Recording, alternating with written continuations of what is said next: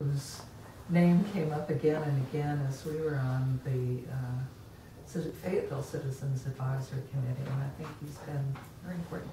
Now I know how I met Doug Stowe, probably, because he's an amazing woodworker, among other things, who lives in Eureka Springs still, and who has all sorts of waterfalls and other water features on his land. But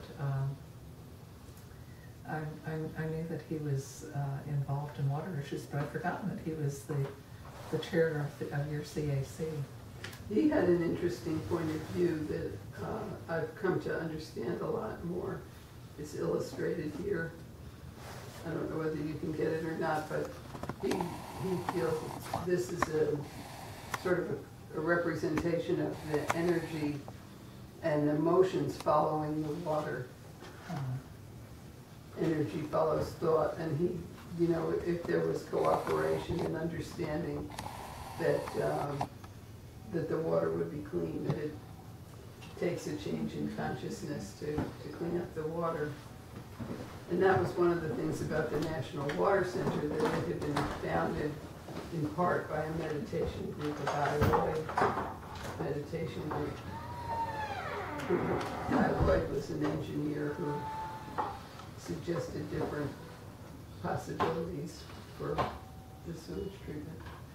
There was always a very wonderful combination of scientists and people who were concerned as much for spiritual reasons, I guess, as any others in Eureka Springs with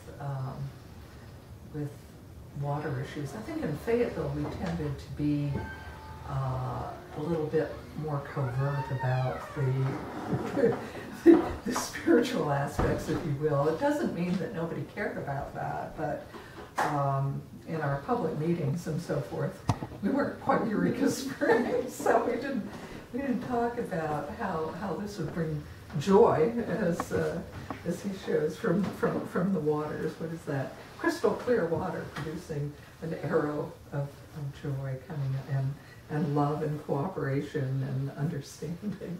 I don't think that would have flown quite as well in Fayetteville as it did in Eureka even back in those days. Yeah.